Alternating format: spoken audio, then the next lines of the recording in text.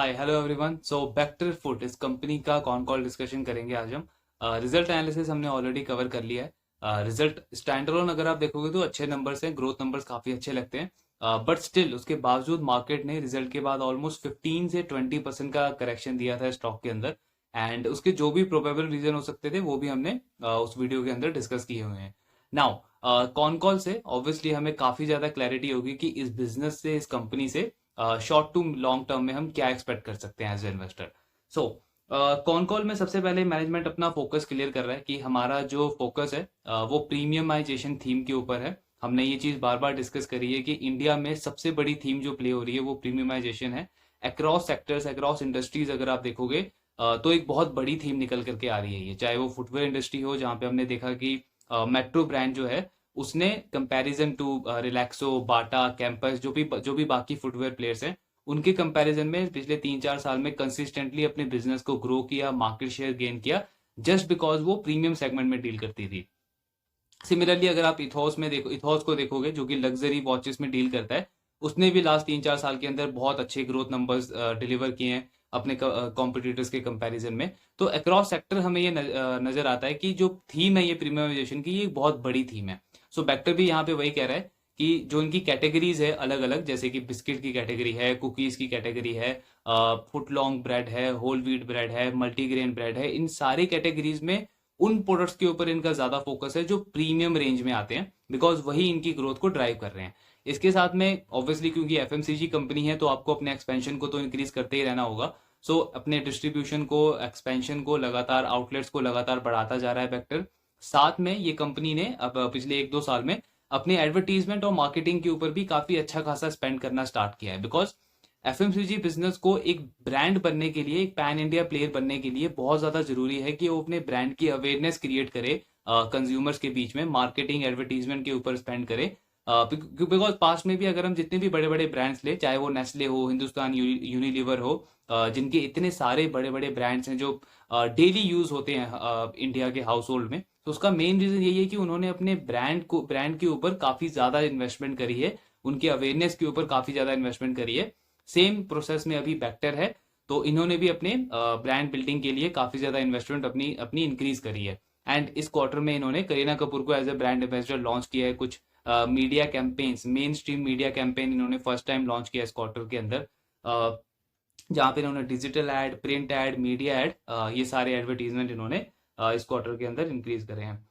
Then इनका कुछ fresh products इन्होंने लॉन्च किए, जैसे आटा कुलचा है, बन है, बेकरी है, मल्टीग्रेन ब्रेड है जिसमें 11 ग्रेन वगैरह हैं, ये सारे इन्होंने प्रोडक्ट नए लॉन्च किए हैं। एंड ये प्रोडक्ट भी सारे प्रीमियमाइजेशन कैटेगरी के हैं। सो ऑब्वियसली अगेन समझ आता है कि कंपनी का कितना ज्यादा फोकस है प्रीमियमाइजेशन थीम के ऊपर। एक्सपोर्ट बिजनेस काफी मेन पार्ट है बेक्टर का। अगर आप इनके मैनेजमेंट को थोड़ा बहुत ट्रैक करोगे पास्ट में, तो इनकी मैनेजमेंट क्लियरली कहती है कि एक्सपोर्ट हमारे लिए ऐसा नहीं है कि एक छोटा सा पार्ट है पूरे बिजनेस का, हम काफी ज्यादा एग्रेसिवली फोकस करते हैं इस सेगमेंट के ऊपर। एंड इस क्वार्टर के अंदर भी काफी अच्छी ग्रोथ आई है कंपनी की। Canada, China, North and South America, Australia, इन सारी कंट्रीज से काफी अच्छी ग्रोथ मिली है इस कंपनी को। ऑर्डर नंबर काफी अच्छा था इनका। वही प्रीमियम रेंज ऑफ कुकीज जो है उनकी उनकी उनकी डिमांड काफी ज्यादा अच्छी रही है। एंड उन कंट्रीज में बेक्टर क्रीमिका का जो ब्रांड है वो बिल्ड करना चाहता है एज अ वाइट लेबल। सो इनका कॉन्ट्रैक्ट मैन्युफैक्चरिंग का भी डिवीजन है, ऑल दो टोटल रेवेन्यू में काफी छोटा पार्ट आता है उस वाले बिजनेस से, लेकिन एक्सपोर्ट बिजनेस के लिए ये उस सेगमेंट को ग्रो करना चाह रहे हैं। इंडिया में आई थिंक ये जो मॉन्डलेस की जो ओरियो बिस्किट्स है उसकी मैन्युफैक्चरिंग बेक्टर करता है इंडिया में। सो इंडिया में बहुत बड़ा नहीं है, लेकिन एक्सपोर्ट में इनका फोकस है उस व्हाइट लेबलिंग वाले सेगमेंट के ऊपर। देन दिल्ली एनसीआर में जो ये प्लांट बना रहे थे बेकरी का, उसका कंस्ट्रक्शन कंप्लीट हो गया है, वो ऑपरेशनलाइज हो गया है। अब इससे एक बहुत बड़ी प्रॉब्लम ये सॉल्व होगी इस कंपनी की कि अभी तक दिल्ली एनसीआर में जो इनका इंग्लिश ओवन का जो ब्रांड है बेकरी का, उसकी डिमांड काफी अच्छी है। चाहे उसका ब्रेड हो, होल व्हीट ब्रेड हो, इन इन सारे प्रोडक्ट्स की डिमांड काफी अच्छी है दिल्ली एनसीआर में।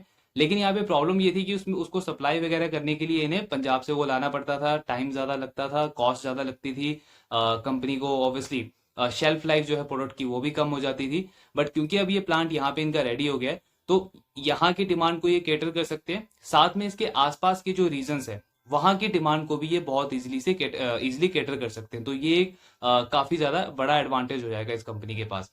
देन राजपुरा में ये 2 बिस्किट के लाइन ऐड कर रहे हैं अभी, जो कि नेक्स्ट फाइनेंशियल ईयर तक कंप्लीट होगा। एक बिस्किट का लाइन ये इंदौर के अंदर ऐड कर रहे हैं। एक बेकरी प्लांट ये मुंबई में ऐड कर रहे हैं, खोपोरी में आई थिंक। सो ये सारे प्लांट जो है ये नेक्स्ट फाइनेंशियल ईयर तक कंप्लीट हो जाएगा। एंड ओवरऑल अगर आप कैपेक्स देखोगे तो 500 करोड़ की इन्वेस्टमेंट कंपनी कर रही है लास्ट 2 फाइनेंशियल ईयर के अंदर इन सारे प्लांट्स फैसिलिटीज को ऐड करने के लिए। इसके अलावा अगर आप ऑब्वियसली एडवर्टीजमेंट के ऊपर काफी ज्यादा स्पेंड किया है इन्होंने। देन मार्जिन जो हैं इस क्वार्टर में इनके कम हुए हैं कंपेयर टू लास्ट क्वार्टर। उसके 2 मेन रीजन है।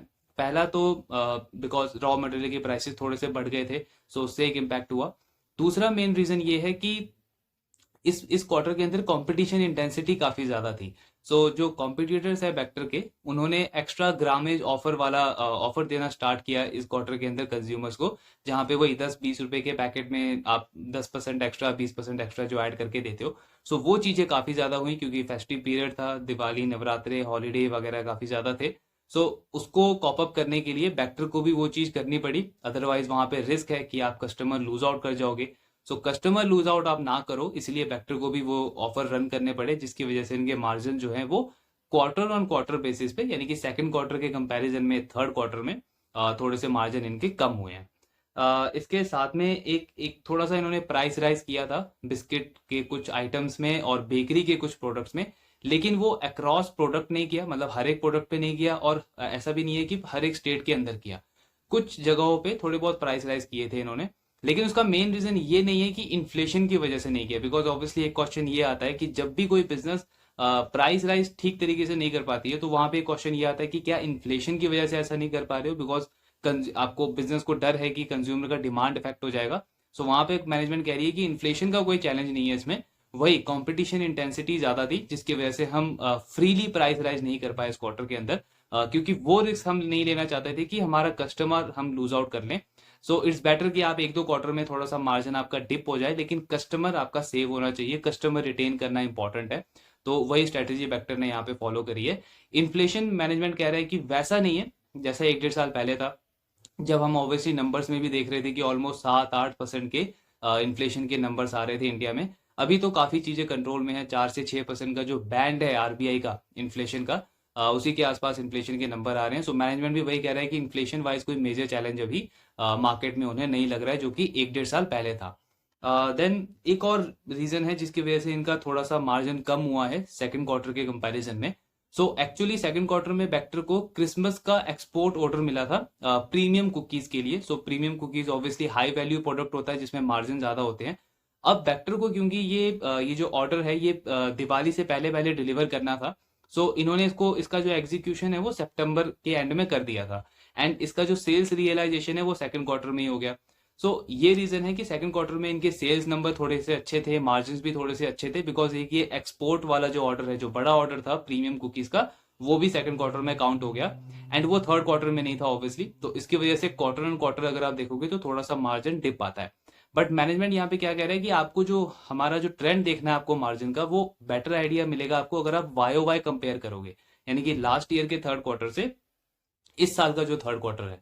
सो उसमें ऑब्वियसली मार्जिन तो इंप्रूव ही हुआ है इनका। एंड आई थिंक जो पहले जो इनकी रेंज रहती थी मार्जिन की वो 11-12% रहती थी, अब जो करंटली रेंज है इनकी वो 14-14.5% के आसपास के इनके मार्जिन रहते हैं, यानी कि 20-25% की इंप्रूवमेंट हुई है इस कंपनी के मार्जिन में। तो वहां पे तो इंप्रूवमेंट दिख रही है। एंड आगे भी मैनेजमेंट गाइड यही कर रहा है कि आपको जो ट्रेंड मिलेगा वो इसी के आसपास मिलेगा, यानी 14% के आसपास ही हमारे मार्जिन रहेंगे आने वाले क्वार्टर्स में भी। देन ऑब्वियसली जो ग्रोथ आई है पूरी बिजनेस की वो वॉल्यूम लेड ग्रोथ है, यानी कि कंपनी ने माल ज्यादा बेचा है उससे ज्यादा ग्रोथ आई है। ऐसा नहीं है कि प्राइस रेज किए, बिकॉज प्राइस तो ठीक से रेज कर ही नहीं पाई है कंपनी, तो वॉल्यूम लेड ग्रोथ आई है इस क्वार्टर के अंदर। देन जो फ्री ग्रामेज जो दे रहे हैं बेक्टर, वो फोर्थ क्वार्टर में भी वो ट्रेंड कंटिन्यू रह सकता है, क्योंकि वो कॉम्पिटिटर कर रहा है तो बेक्टर को भी वो कंटिन्यू करना पड़ेगा, तो वो ट्रेंड इनका फोर्थ क्वार्टर में भी कंटिन्यू रहेगा। बेकरी के कुछ आइटम्स में इन्होंने प्राइस राइज किए हैं, बट वो सिर्फ नॉर्दर्न रीजन में, बेकरी के कुछ सिलेक्टिव आइटम्स में इन्होंने नॉर्दर्न रीजन के अंदर से प्राइस राइज किया है, तो उसका थोड़ा सा माइनर सा इंप्रूवमेंट कंपनी एक्सपेक्ट कर रही है फोर्थ क्वार्टर में इन्हें मिलेगा इन टर्म्स ऑफ मार्जिन। लेकिन बहुत बड़ा डेवलपमेंट नहीं होगा, बहुत बड़ा बेनिफिट नहीं होगा ऑब्वियसली, बिकॉज सिर्फ बेकरी के कुछ सिलेक्टिव आइटम्स में किया है, और वो भी सिर्फ एक रीजन में किया है, नॉर्दर्न में। साउथ में या वेस्ट में वहाँ पे कोई ऐसा इन्होंने प्राइस रेज नहीं किए हैं बेकरी वाले प्रोडक्ट्स के अंदर, तो बहुत बड़ा इंप्रूवमेंट नहीं देखने को मिलेगा, लेकिन थोड़ा बहुत इंप्रूवमेंट हम एक्सपेक्ट कर सकते हैं फोर्थ क्वार्टर के अंदर। देन एक जो इन्होंने टारगेट दिया था अप्रैल 2022 में, सो उस टाइम पे इनके जो डायरेक्ट आउटलेट थे वो 1,60,000 था, और मैनेजमेंट ने ये टारगेट दिया था कि अगले 2 साल के अंदर 3,20,000 तक अपने आउटलेट को ये लेके जाना चाहते हैं, यानी ऑलमोस्ट डबल करने का टारगेट था इनका अगले 2 साल के अंदर। अभी एक क्वार्टर पेंडिंग है, जनवरी से मार्च वाला क्वार्टर अभी ये चल ही रहा है, लेकिन ऑलरेडी कंपनी का अगर आप आउटलेट रीच देखोगे तो वो 2,80,000 तक हो गया है। तो जो इन्होंने गाइडेंस दिया था उसके बिल्कुल ट्रैक पे है, एंड काफी ज्यादा कॉन्फिडेंट है मैनेजमेंट ऑब्वियसली, क्योंकि हर क्वार्टर में लगभग 5,500 ये ऐड कर रहे हैं। सो काफी ज्यादा कॉन्फिडेंट है मैनेजमेंट कि जो ये क्वार्टर चल रहा है इसमें ये ऑलमोस्ट 30-40,000 जो आउटलेट इनके पेंडिंग है वो कवर कर लेंगे और वो टारगेट ही अचीव कर लेंगे। अब जो फोर्थ क्वार्टर के जो रिजल्ट आएंगे उसमें मैनेजमेंट अगले 1-2 साल के लिए इनका क्या प्लान है, कितने नंबर ऑफ आउटलेट को ये टारगेट कर रहे हैं रीच आउट करने के लिए, उसका प्लान ये शेयर करेंगे इन्वेस्टर्स के साथ में। मार्जिन के ऊपर गाइडेंस वही है, 14% का मार्जिन जो इनका करेंटली है, वही कंपनी सस्टेन करना चाहती है। पहले भी इन्होंने लॉन्ग टर्म गाइडेंस अपना यही दिया है। ग्रोथ, ये सबसे बड़ा रीजन था जो स्टॉक में इनका करेक्शन आया था, ऑलमोस्ट 15-20% स्टॉक गिरा था। उसका सबसे बड़ा रीजन ही यही था कि बिजनेस पहले 40% पे ग्रो करता था, वो ग्रोथ कम होकर के 30% हुई, फिर 25% हुई, और अब 20% से भी कम हो गई है। तो वही मेन रीजन था। एंड अगेन मैनेजमेंट ने उस चीज को वापस से कंफर्म किया है कि हमारी जो लॉन्ग टर्म ग्रोथ गाइडेंस है वो वही 14 मिड टीन नंबर है, मतलब वही 15-16% के आसपास का ग्रोथ नंबर ये टारगेट कर रहे हैं। जब इनके इनके नंबर 40% भी आते थे तब भी कंपनी की गाइडेंस यही थी, और अभी भी कंपनी ने उसी गाइडेंस को मेंटेन रखा हुआ है। तो वही हमने एक एक एक करेक्शन देखा था स्टॉक के अंदर, क्योंकि जब बिजनेस 40% पे ग्रो करता है तो उसको वैल्यूएशन भी उस अकॉर्डिंग मिलती है मार्केट से। जब बिजनेस की ग्रोथ रेट कम हो जाती है, सीधे 50% हो गई, आधा हो गया, 40 से 20 से भी कम हो गया, तो मार्केट ऑब्वियसली वहां पे पनिश भी करेगा उस स्टॉक को, और वो हमने नेगेटिव रिएक्शन स्टॉक के अंदर देखा था। एंड उस गाइडेंस को कंपनी ने, मैनेजमेंट ने अभी मेंटेन रखा है कि हम वही मिट्टी नंबर ही टारगेट कर रहे हैं ग्रोथ का। डिमांड वाइज ऑल्दो इन्होंने कहा है कि थोड़ा सा स्लो डाउन आया है, जो एफएमसीजी वाला बिजनेस है बिस्किट वाला, उसमें डिमांड थोड़ी सी स्लो ही है, और साथ में कंपटीशन बढ़ा है पिछले कुछ क्वार्टर्स के अंदर। लेकिन मैनेजमेंट काफी ज्यादा कॉन्फिडेंट है कि ये जो ट्रेंड है ये अगले कुछ क्वार्टर में चेंज हो जाएगा, एंड वापस से इंडस्ट्री अपने नॉर्मल ग्रोथ रेट पे आ जाएगी, और वेक्टर की भी जो ग्रोथ है वो वापस से आ जाएगी। ये जो मिड टीन का जो इन्होंने ग्रोथ टारगेट दिया है इसको अचीव करने के लिए वेक्टर क्या कर रहा है, एक तो इन्होंने नंबर ऑफ आउटलेट बढ़ाए हैं, मतलब कि अपना प्रेजेंस इंक्रीज करती जा रही है कंपनी। दूसरा, एडवर्टीजमेंट के ऊपर काफी ज्यादा फोकस है इनका, टीवी एड हो, डिजिटल एड हो, प्रिंट मीडिया एड हो, इन सारे चैनल्स के ऊपर काफी ज्यादा एडवर्टीजमेंट पे स्पेंड कर रही है वेक्टर, ताकि जब डिमांड वापस से नॉर्मल हो, कंपटीशन इंटेंसिटी जो है वो वापस से थोड़ी सी नॉर्मल हो, तो वेक्टर का जो ये जो एफर्ट्स ये डाल रही है इससे इनको वापस से हेल्प हो जाएगा, जो इनका लॉन्ग टर्म ग्रोथ टारगेट है मिड टीन का उसको अचीव करने में। सो वहां पे इनके एफर्ट्स कंटिन्यू है। बेकरी वाले बिजनेस में भी इनका प्लान वही है कि एक्सपेंशन करते जाना है कंटिन्यूसली। अभी इन्होंने दिल्ली एनसीआर में ऑलमोस्ट 55% मार्केट को कवर किया है। सो अभी भी बहुत बड़ा मार्केट है सिर्फ दिल्ली एनसीआर में ही, जो वेक्टर को कवर करना है, तो वहां पे इनका फोकस है। अब जो इनका बेकरी वाला बिजनेस है इसमें काफी बड़ा पार्ट जो है वेक्टर का, वो इनके इंस्टीट्यूशनल क्लाइंट से आता है। सो वेक्टर बेसिकली क्या करता है, जैसे पिज्जा का जो बेस है या बर्गर का जो बन होता है, या जितने भी जो फास्ट फूड के जो जो सेमी प्रोडक्ट होते हैं वो ये प्रोवाइड करते हैं अपने क्यूएसआर क्लाइंट को, जैसे जुबिलेंट फूड है, केएफसी है, सफायर फूड है, इन इन सारी कंपनीज को ये उनका सेमी प्रोडक्ट प्रोवाइड करता है और डिलीवर करता है। अब अगर आप लास्ट 1-2 साल से पूरा क्यूएसआर स्पेस देखोगे तो वो बहुत बुरी तरीके से सफर कर रहा है। हर एक कंपनीज की ऑलमोस्ट सेल्स ग्रोथ नेगेटिव होती जा रही है, मार्जिन कम होते जा रहे हैं, प्रॉफिट ग्रोथ नेगेटिव होती जा रही है, एक काइंड ऑफ बहुत बुरे फेस में चल रहा है पूरा का पूरा QSR space. I don't think कि कोई एक भी ऐसा बिजनेस है जिसकी ग्रोथ जो है वो 15-20 या इवन डबल डिजिट भी आ रही है। हर एक बिजनेस बहुत बुरी तरीके से सफर कर रहा है, बट उसके बावजूद अगर आप वेक्टर का बेकरी वाला बिजनेस देखोगे तो उसने 15-16% की ग्रोथ डिलीवर करी है इस क्वार्टर में। ऑल दो पहले वो 20-25% होती थी, इस क्वार्टर में कम होकर के 15-16% है, लेकिन अभी भी अगर आप देखोगे तो कंपेयर टू इनके क्लाइंट्स जो कि इतने बुरी तरीके से सफर कर रहे हैं, उनके कंपैरिजन में अभी भी वेक्टर की परफॉर्मेंस काफी ज्यादा अच्छी है इनके बेकरी वाले बिजनेस में।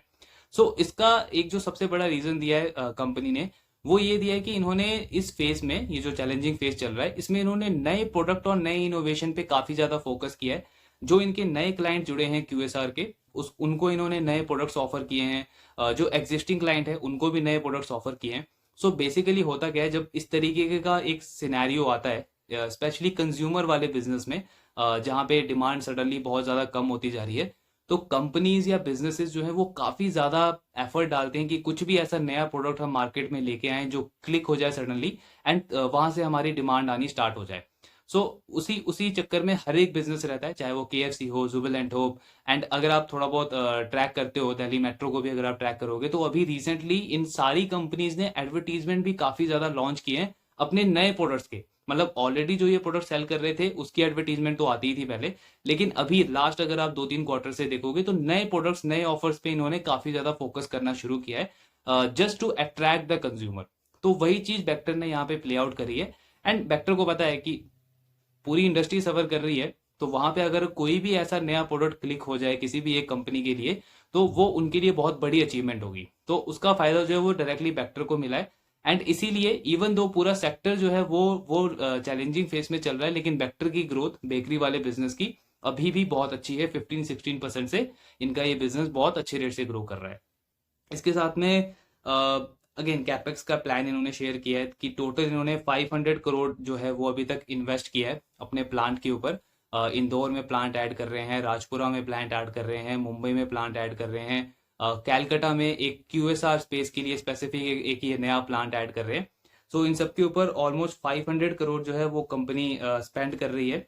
और इनका टोटल नेट प्रॉफिट अगर आप देखोगे लास्ट 1-2 साल का, वो आई थिंक ऑलमोस्ट 250 करोड़ के आसपास है।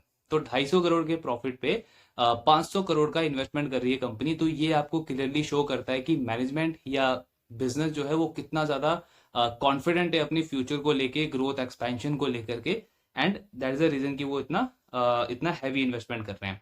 इसके साथ में टेक्नोलॉजी पे काफी ज्यादा इन्वेस्टमेंट किया है इन्होंने। एसएफए जो होता है, सेल्स फोर्स ऑटोमेशन, उस टेक्नोलॉजी पे इन्होंने इन्वेस्ट किया है। अब इसके थ्रू बेसिकली वेक्टर जो है वो टेक्नोलॉजी से आइडिया लगा सकती है, ट्रैक कर सकती है कि किस एरिया में ऑर्डर मैनेजमेंट, मतलब ऑर्डर मैनेजमेंट कैसा चल रहा है, सेल्स प्रमोशन कैसा चल रहा है, जो नए मार्केटिंग ऑफर्स ये लेके आ रहे हैं, डिस्काउंट ऑफर्स लेके आ रहे हैं, उनमें इनको किस तरीके का रिस्पॉन्स मिल रहा है। सो ये टेक्नोलॉजी इन्होंने ऐड कर रही है, इस पे इन्वेस्टमेंट किया है।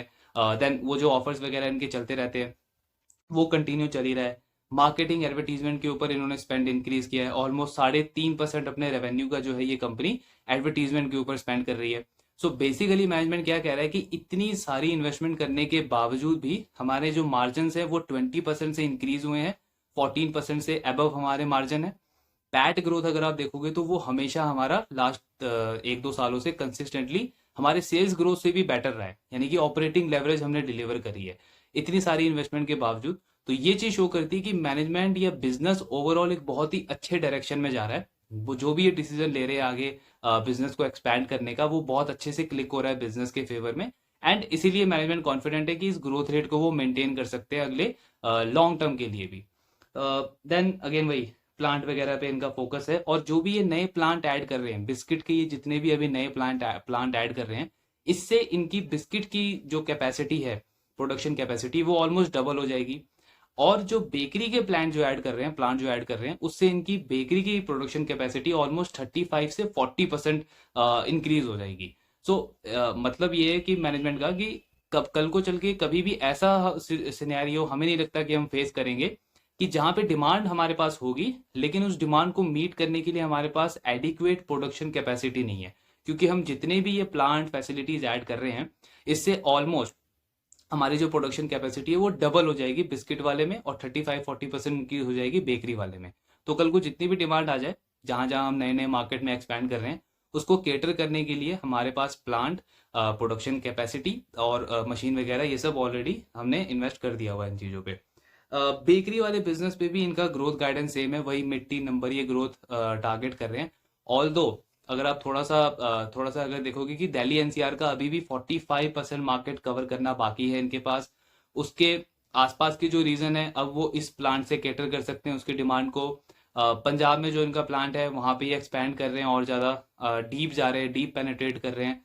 सो ऑब्वियसली कंपनी ये मान रही है कि हमारे पास साइज ऑफ अपॉर्चुनिटी अब बढ़ गया है। ये जो एनसीआर में जो हमने प्लांट लॉन्च किया अभी रिसेंटली, लेकिन इन टर्म्स ऑफ गाइडेंस हम गाइडेंस वही देंगे, मिड टीन नंबर, 15-16% का ग्रोथ नंबर ही इसमें भी हम टारगेट करेंगे। बट वी नो कि मार्केट साइज, जो अपॉर्चुनिटी है वो काफी ज्यादा इंक्रीज हो गई है हमारे पास। अगेन प्रीमियमाइजेशन की फोकस है इनका, एंड प्रीमियमाइजेशन बेसिकली इनका लास्ट ईयर से 15% इंक्रीज हुआ है इस साल। सो ये 15% क्या है, इसको अगर हम सिंपल टर्म्स में समझे तो प्रीमियमाइजेशन होता है कि एक कंपनी का एवरेज सेलिंग प्राइस जो है वो जितना ज्यादा बढ़ता जाता है उसको हम प्रीमियमाइजेशन बोलते हैं। So average selling price basically हम कह सकते हैं कि वेक्टर का 15% इंक्रीज हुआ है compare to last year. And last year इनके टोटल सेल में जो प्रीमियम कैटेगरीज के जो प्रोडक्ट्स हैं वो 30% कॉन्ट्रीब्यूट करते थे। इस साल उनकी कॉन्ट्रीब्यूशन बढ़ करके 34-35% हो गई है। सो ये भी एक क्लियर ट्रेंड हमें शो कर रहा है कि इंक्रीमेंटली ये बिजनेस जितने भी नए प्रोडक्ट सेल कर रहा है उसमें जो प्रीमियम प्रोडक्ट्स हैं उनकी सेलिंग ज्यादा हो रही है, और जो जो नॉर्मल रेंज के जो प्रोडक्ट है उनकी सेलिंग कम हो रही है। सो वो ट्रेंड हमें यहाँ पे भी क्लियरली समझ आ रहा है, और अगेन वही कंपनी यहाँ पे भी वही चीज कह रही है कि इसको हम कंटिन्यू रखना चाहते हैं गोइंग अहेड। एडवर्टीजमेंट स्पेंड इनका अभी 3.5% है टोटल रेवेन्यू का। आगे इनका टारगेट है कि इसको इंक्रीज करके 5% तक लेके जाना है अगले 2 से 3 साल के अंदर। वही जो हमने बात करी कि क्रीमिका ब्रांड और इंग्लिश ओवन ब्रांड, इन दोनों को ये एक पैन इंडिया ब्रांड बिल्ड करने के ऊपर फोकस कर रहे हैं, तो उस पर एडवर्टीजमेंट इनका कंटिन्यू रहने वाला है।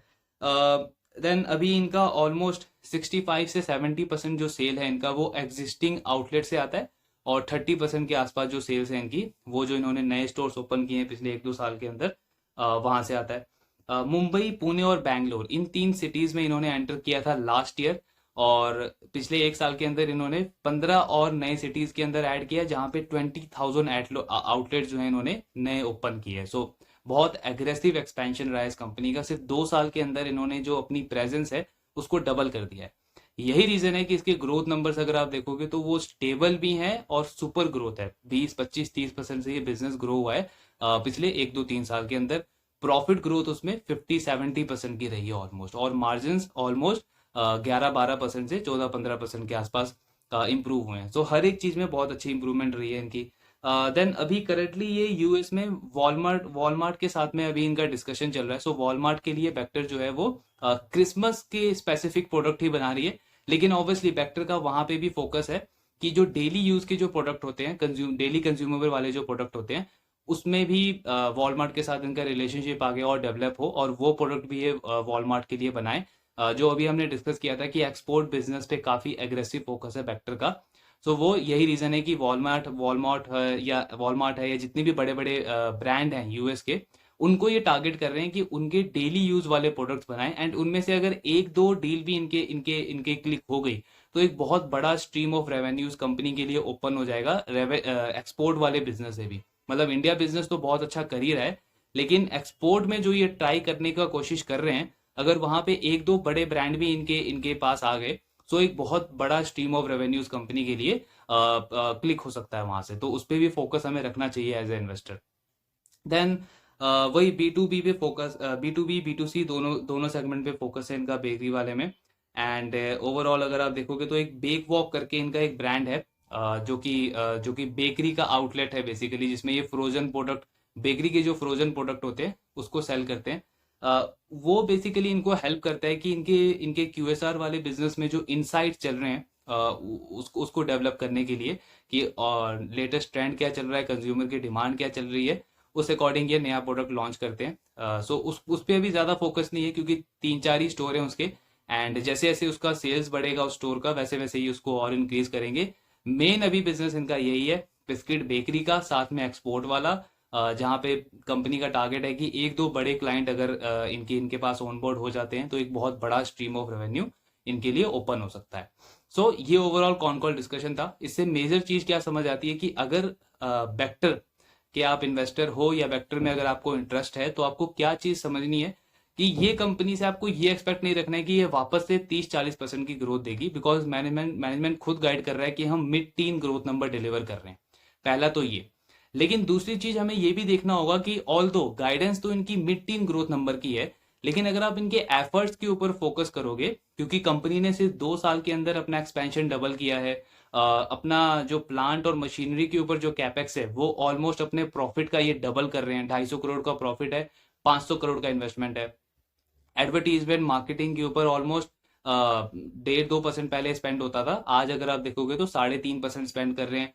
कल को चल के इसको 4.5-5% तक इंक्रीज करना चाहते हैं। और ये सब करते हुए कंपनी का मार्जिन कॉम्प्रोमाइज नहीं हुआ है, मतलब मार्जिन और इम्प्रूव ही हुआ है। प्रॉफिट ग्रोथ सुपर ग्रोथ रही है कंपनी की, आगे भी गाइडेंस कर रही है कि हमारे प्रॉफिट ग्रोथ में कोई कमी नहीं आएगी। मतलब ऐसा नहीं कि हमारा मार्जिन कम होगा, मार्जिन हमारा सस्टेन रहेगा 14% के आसपास।